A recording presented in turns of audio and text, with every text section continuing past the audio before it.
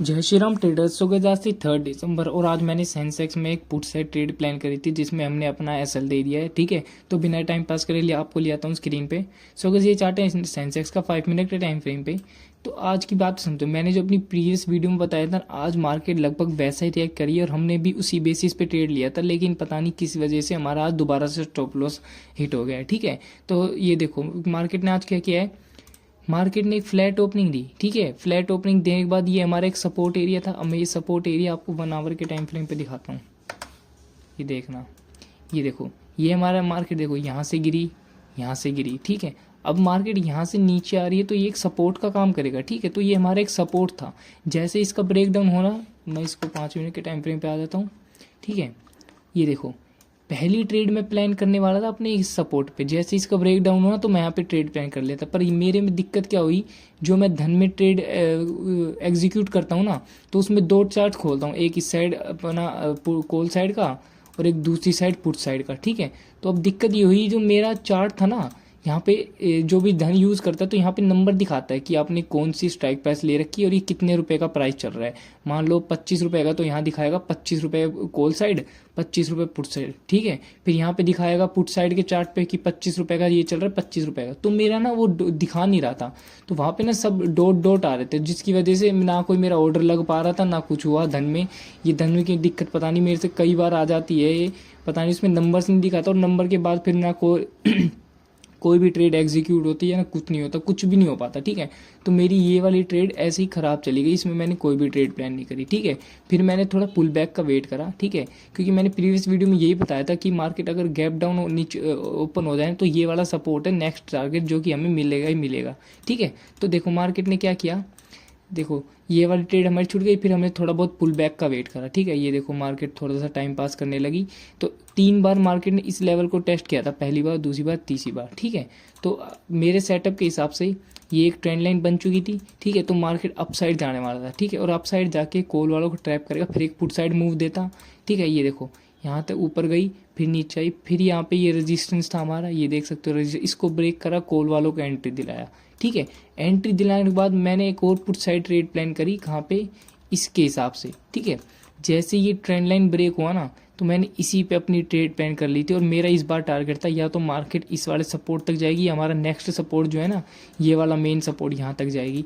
लेकिन मार्केट ने क्या करा, एक छोटी सी ये दिक्कत लग रही थी मुझे कि ये छोटा सा सपोर्ट है, अगर मैं 1% चांस मेरे को ये लग रहा था कि मैं इसके ब्रेकडाउन पे ट्रेड लूँ, लेकिन मेरी ट्रेंड लाइन के हिसाब से मैंने यहीं पे अपनी ट्रेड प्लान कर ली, और ये वाला इस सपोर्ट को मार्केट ने माना है, और यहीं पे टाइम पास करके फिर धीरे धीरे ऊपर जाके मार्केट ने मेरा स्टॉप लॉस ले लिया था। ठीक है, स्टॉप लॉस तो ले लिया, चलो ठीक है, पर दिक्कत ये हुई है कि मेरा आज मैंने सेम वही गलती करी जो मैंने प्रीवियस वीडियो में करी थी, कि मैंने नीचे एक सपोर्ट था, उस सपोर्ट को ना देखते हुए मेरे को लगा कि टूट जाएगा, और पहले अपनी ट्रेड प्लान कर ली। और पहले ट्रेड प्लान करने का ये नतीजा होता है कि आपको अपना एसएल देना पड़ता है। ठीक है, तो ये गलती आप भी ना करें।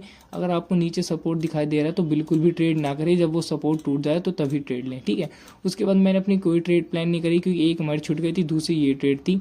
दूसरी ट्रेड हम ले सकते थे, ये कॉल साइड के लिए। देखो मार्केट में कॉल वालों को ट्रैप करा, ठीक है, फिर पुट वालों को ट्रैप करा, फिर यहाँ पे थोड़ी देर टाइम पास करा, फिर एक बुलिश की उसके साथ बुलिश साइन के साथ मार्केट ने क्लोजिंग दे दी। ठीक है, अब मार्केट ने क्लोजिंग कहाँ दी है, ये हमारे सपोर्ट के पास रेजिस्टेंस है ना, इसके ऊपर क्लोजिंग दी है। ठीक है, अब कल है इसकी एक्सपायरी, तो मैं बता देता हूँ कल आपको कहाँ मूव मिलेगा।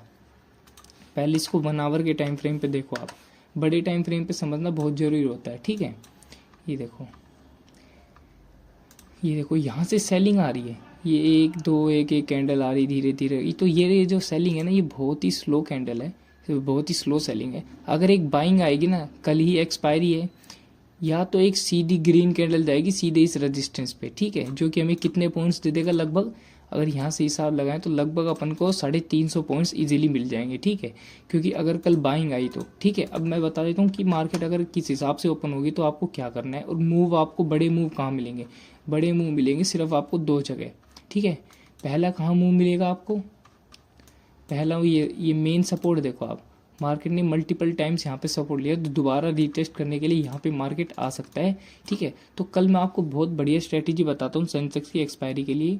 ठीक है, मान लो मार्केट यहीं कहीं इसी सपोर्ट के पास ओपन होती है ना, ठीक है, तो यहाँ से पॉसिबल चांस है कि कॉल साइड मार्केट चली जाए। ठीक है, क्योंकि यहाँ पे अगर आप डेटा देखोगे ना 82,200 के आसपास का, मैं डेटा दिखा देता हूँ आपको 82,200 का। अरे ओपन हो जा जल्दी।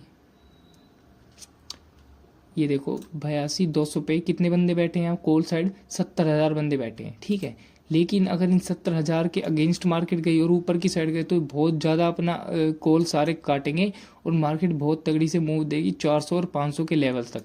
ठीक है, दूसरी चीज़, अगर market flat open gap down open आ जाए ना तो सबसे बढ़िया है, मैं कह रहा हूँ। मान लो गैप डाउन कहाँ पे हुई है, मार्केट यहाँ लो बनाया था, मान लो यहीं कहीं गैप डाउन हो गई तो आप पहले वेट करो, मार्केट को इस सपोर्ट तक आने दो। ठीक है, यहाँ सपोर्ट पे कई बायर्स बैठे हुए हैं क्योंकि उन्होंने मल्टीपल टाइम्स यहाँ से मार्केट उठाई है। ठीक है, ये देखो यहाँ से भी और तगड़े पॉइंट के साथ उठाई है, थोड़े बहुत के पॉइंट के साथ भी नहीं। ठीक है, अगर मार्केट गैप डाउन ओपन होएगी तो वेट करना मार्केट इस मेन सपोर्ट तक आए। इस मेन सपोर्ट पे आने के बाद बहुत ही तगड़ी बाइंग दिखेगी जो तक कि आपको लगभग मार्केट में लगभग 1000 से 1200 पॉइंट्स भी कल एक्सपायरी वाले दिन मिल सकते हैं।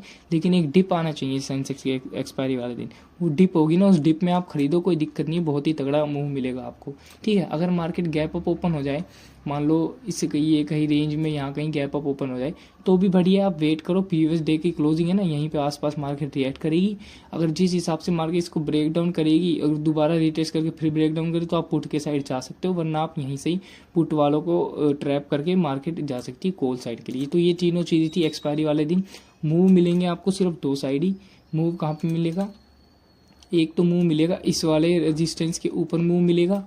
ठीक है, दूसरा अगर मार्केट इस पर मेन सपोर्ट को भी तोड़ देते हैं तो बहुत ही तगड़ा मूव सेंसेक्स और निफ्टी में दोनों साइड देखने को मिलेगा। ठीक है, क्योंकि ये सपोर्ट जो है दोनों साइड ही सपोर्ट है। ठीक है, लेकिन एक बात तो कंफर्म है, मार्केट अपने इस सपोर्ट तक तो आएगा ही आएगा। ठीक है, तो ये चीज़ आप ध्यान देना। अगर आपने डेली ऐसे ही प्रॉफिट कर रहे हो तो मेरे को कमेंट में बताओ कि आप लोगों ने आज कितना प्रॉफिट करा है और कितना लॉस करा है। ठीक है, सो गाइज ऐसे ही डेली वीडियो एनालिस्ट के लिए ज्वाइन करा मेरा टेलीग्राम ग्रुप और सब्सक्राइब कीजिए ऑफिशियल ट्रेडर को। जय श्री राम।